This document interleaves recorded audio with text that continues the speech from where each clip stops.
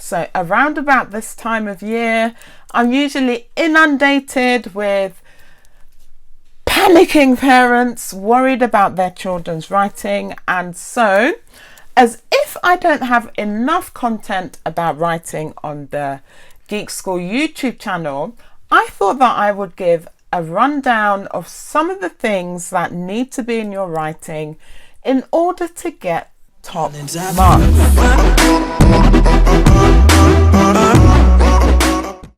So before we carry on with this amazing video, please remember to like this video, subscribe to the channel and turn on the notifications so that you will get notified every time a new Geek School video goes up. Enjoy! Hi Geekers, it's Joycelyn here again today, and today we are going to discuss how to get top marks in your writing. So first of all, your content and ideas need to be your own, okay?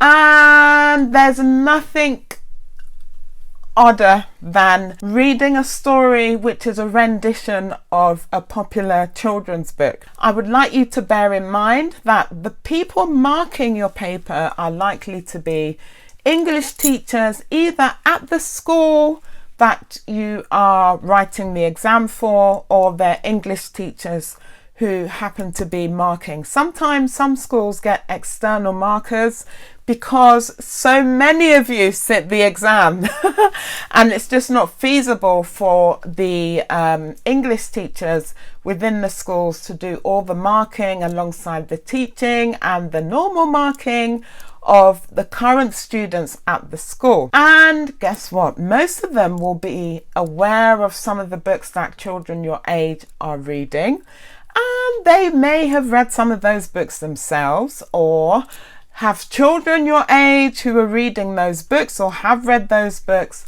And if you decide to rewrite a summary basically of a book that you've read before, it will become abundantly obvious. So don't do it. What did I say? Do not do it. You need to be as creative and original as possible. It doesn't mean that you have to try and write the equivalent of a Harry Potter book in the time that you're given to do the creative writing task. You couldn't do that even if you wanted to, because the maximum time usually is about half an hour to produce at least an A4 or up to an A4.5 in length. I've seen students who can write 2 pages. However, sometimes the content should have just been cut after the first page or first page and a few lines, but they've dragged it out to do more writing to try and impress the examiner. But it's not so much about the length, it's more about the quality of the writing that is on the paper that counts. So your creative writing style and skills needs to really come out on the paper, and it has to be creative in the sense that it's unique. It has to seem like you've really thought out what you're writing, and it obviously has to make sense, okay? Then we look at the structure and organization.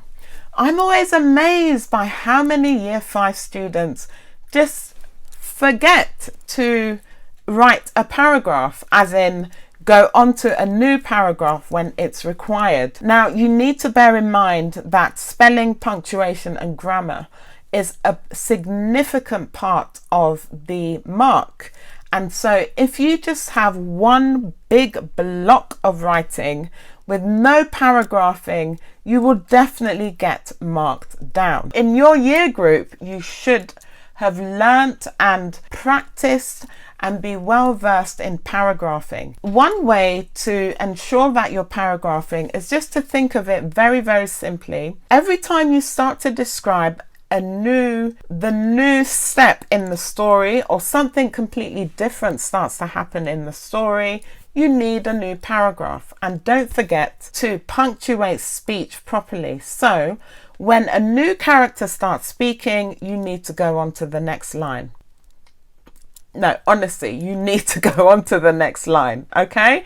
So those are some key and important parts of your writing that you must, I'll say it again, that you must get correct on the paper. There should be a clear sequential flow of events. You can't be at the beach 1 minute and then as if by magic you ended up in space. No, that's not by magic. That is just not a well put together and well structured piece of writing. Okay, so we really need to get this correct. Okay, now let's look at sentence structure. Sentence structure describes basically where we're using short sentences with some long or complex sentences and so on. You need to use a mix, and you can also use a mix of paragraphs. There's something that speaks confidence, boldness in the writing of a student when they're confidently able to write something like silence, full stop. Jane walked in.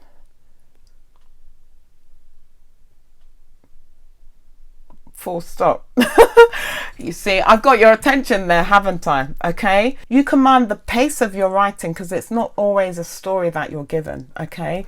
And you decide how the story should be told. You need to bear this in mind when you're writing, okay? Where you want to create impact, sometimes the shorter sentences have a lot more impact, just as I've just shown you in the example where I just stopped talking for a second. And you can mix this up with complex sentences that are connected with connectives and so on, because and so on. But we can't have the same style for every single sentence. It gets very bland and boring and repetitive, so you need to add a bit of spice. My students know that I talk about spice a bit when I'm teaching on creative writing. Think of school dinners, okay? There's nothing more disheartening than seeing something like chicken curry on the menu. You can literally smell something that smells like chicken curry, probably because the cook tripped over when they poured the curry in. And then when you get it, there's no salt in it. Forget any other seasoning. It just tastes vile. Okay? You don't want your writing to be boring and bland. So you really need to add those intricate details, those mouth-watering spices, you know? Like if I was writing about curry on the school menu and I was saying that maybe there was a visiting cook or chef that had come to replace the normal cook who used to just cook, sorry, repetition, you see, who used to make the most peculiar dishes. And this new chef decided to make chicken curry on Thursday. And it was the kind of meal that was very much required in the autumn term. Obviously this is the story building up, okay, because you always played rugby on the cold and wet grass just before lunch, and you'd built up an appetite. You needed something hot, something filling, something satisfying that made up for the grueling rugby practice that you'd have every Thursday.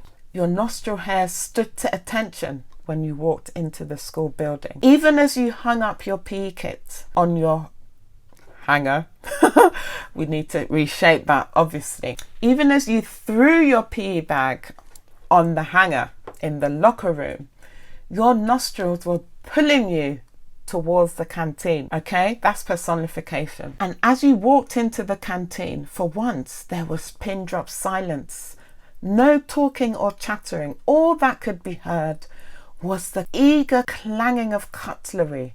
And why? It seemed that every single student had the very same dish on their plate. What could it be? Eventually, after much waiting and mouth watering, you found yourself right at the front of the queue. Chicken curry and rice. For a moment, your heart sank. You recalled the time the cook had tried and failed to make chicken curry, and you wondered if this was the torture that you would have to endure on such a hungry day as this Thursday after the grueling and knee-bending rugby practice that you had just had. As the dinner lady slapped on a spoonful and a half of chicken curry on your plate, you didn't know whether to run or cry. But something held you there. Hope. You hoped that this wasn't going to be a disappointment, as school dinners had often been that term, and you held on. And then you looked at how the rice settled on the plate. Something was different as you sauntered to the nearest table you could, ready to just grin and bear anything. You were so ravenous. As the spoon or fork, I mean, whichever one you eat the rice and curry with, let's not get into the etiquette lessons of eating curry and rice. Just work with me here, okay? As the spoon drew close to your mouth, you could smell all the seasoning that came alongside what seemed to be a well-prepared dish.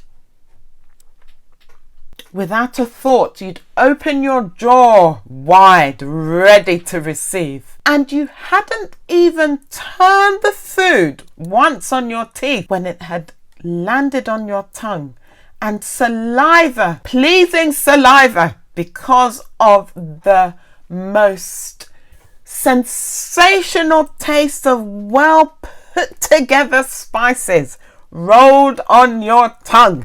Simply heaven. I bet some of you are salivating. Okay, you can smell that curry, can you not? I know you can. I mean, I know I tell it as if I'm dreaming of food, but even myself, who has eaten before recording this video, I feel like a good chicken curry right now. This is what you need to do when you write, okay? You need to awaken the examiner's senses, make them feel as if they're in that canteen with you. They can smell the curry. They can feel the tension as you lift the spoon close to your mouth, ready to... You know the rest, okay? But you can only really achieve this with good punctuation and a broad bank of vocabulary, okay? Which leads me on to the next part. Avoid repeating the same words over and over again. Look for synonyms of the same word. Look for a different direction you can take in your writing. Use figurative language sometimes, you know, similes, metaphors, personification, alliteration, and so on. You need to wow the examiner with your broad and confident use of good vocabulary. Okay, on that note, can I just say, please don't use words that you don't fully know the meaning of, because if they're used in the wrong context, it just doesn't bode well. Okay, you would obviously get marked down. If you don't have broad vocabulary or know very good big words, high level vocabulary, then keep it simple and spend a bit more time describing the senses, okay? My nostrils opened with delight as I walked through the canteen, looking at the pleased faces of all the students from 5M, sitting gleefully scoffing the chicken curry in the corner table by the window. Those are simple words, but it's the impact, you see. And the impact is the spice, geekers. The spice. You've got to sprinkle that spice all over the writing. Sprinkle it on all over the writing. Bring that story to life. It's got to come to life, people. Bring it to life. Let's smell the curry.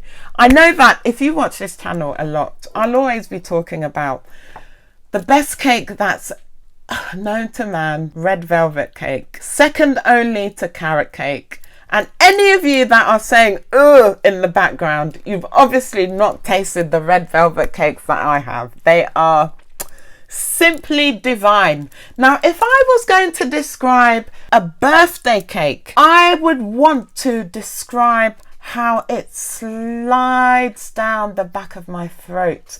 You know, the cream. Oh, you know, that it awakens my taste buds as it slides down my tongue.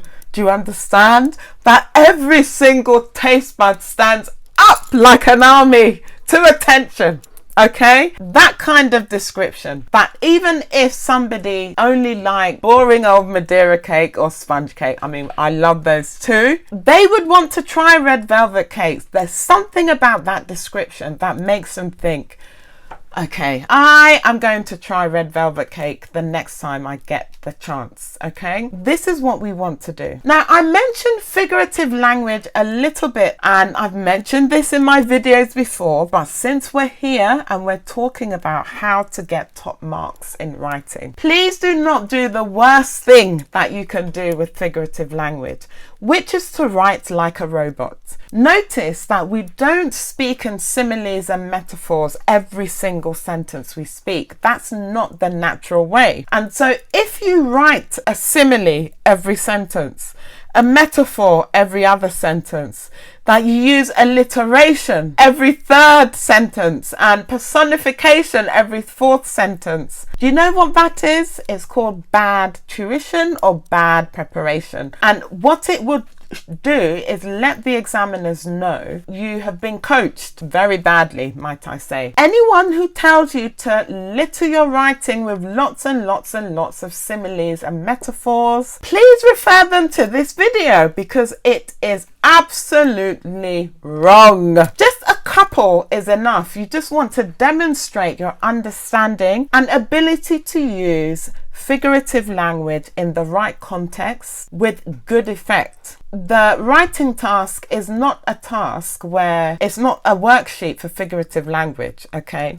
And here's another one. If you're writing a story, you are not writing a play. Now, I see students do this all the time, and it always makes me laugh a little bit, like smile, not like laugh at them, ha ha ha, that's terrible, not that. Because often students who turn their writing into a play, they don't know what to write, and so they make it a conversation. Where are you going? Said John. I don't know, said Sarah. Are you coming back? Said John. I don't know, said Sarah. Can I come with you? Said John. Okay then, said Sarah. Okay then, I will come, said John. Are you bored yet? I know that I left the building a long time ago. It's not a play. You only need to demonstrate your ability to punctuate and use speech once or twice. Use it for effect.